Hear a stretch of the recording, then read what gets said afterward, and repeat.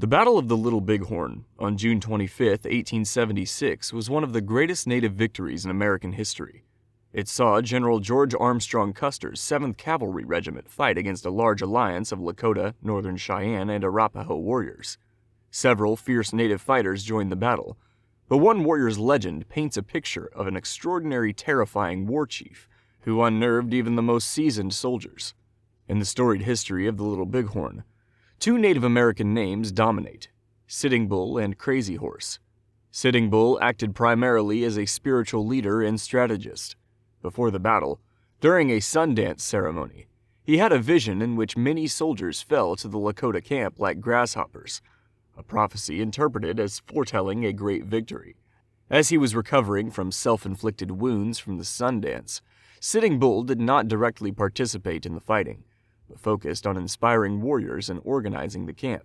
Crazy Horse, meanwhile, was the primary tactical leader on the battlefield.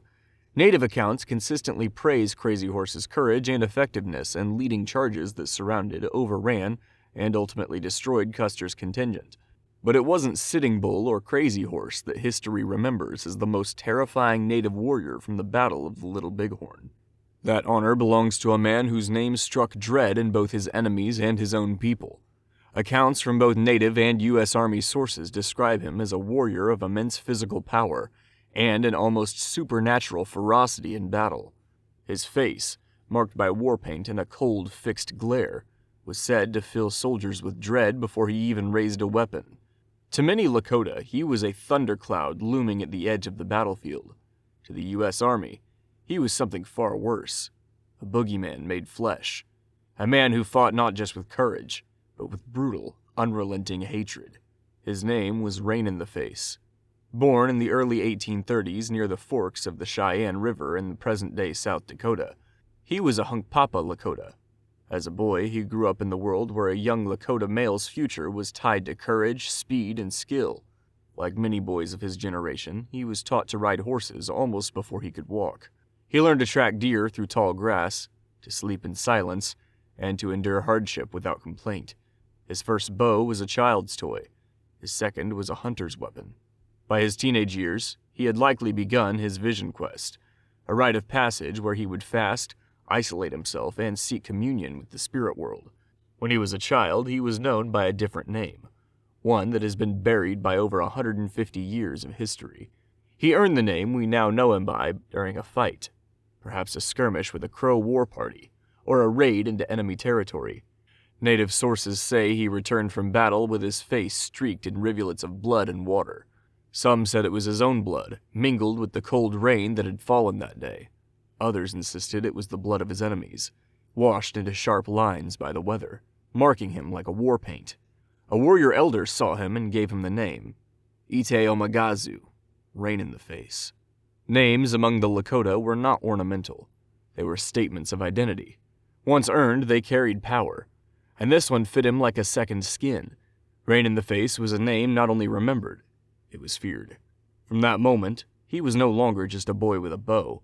He was a man whose name would soon echo across the plains. By the mid-1860s, Rain in the Face had already become notorious. He was likely involved in Red Cloud's War of 1866 to 1868, particularly in attacks on forts such as Fort Philip Kearny, where the Lakota and their allies successfully resisted the construction of the Bozeman Trail. Some accounts suggest that he may have taken part in the Fetterman Fight of 1866, though his exact role is uncertain. His presence on the Powder River during this period makes it likely. In the 1870s, Rain in the Face also fought in the Battle of Honsinger Bluff in 1873 near the Yellowstone River. It was during this encounter with Custer's forces that he allegedly killed Dr. John Honsinger and the sutler Augustus Belaine. He was later arrested for these killings by Captain Thomas Custer, George Custer's younger brother, who is said to have personally overseen the shackling of Rain in the Face at Fort Abraham Lincoln. According to Rain in the Face, Tom Custer kicked and slapped him while he was restrained, and kept him in a barren room with only a thin blanket all through the freezing depths of winter. It was both torturous and humiliating, and Rain in the Face never forgot the insult. Before long, he escaped the fort, and spent the next few days thinking of little but revenge. That revenge would come in the summer of 1876, during the Battle of the Little Bighorn. The battle itself was the violent climax of years of tension and betrayal. The United States government, propelled by manifest destiny and fueled by the belief that westward expansion was a divine right, pushed ever deeper into indigenous territories.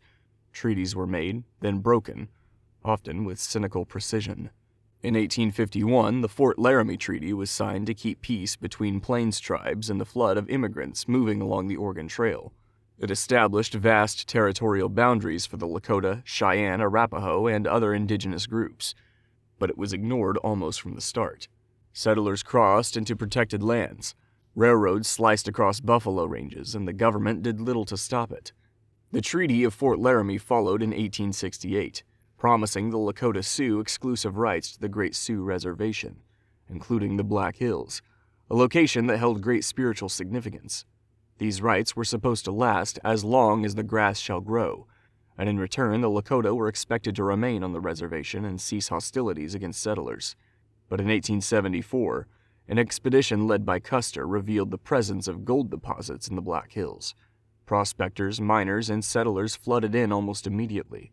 The federal government, rather than removing the intruders, tried to buy the land from the Lakota.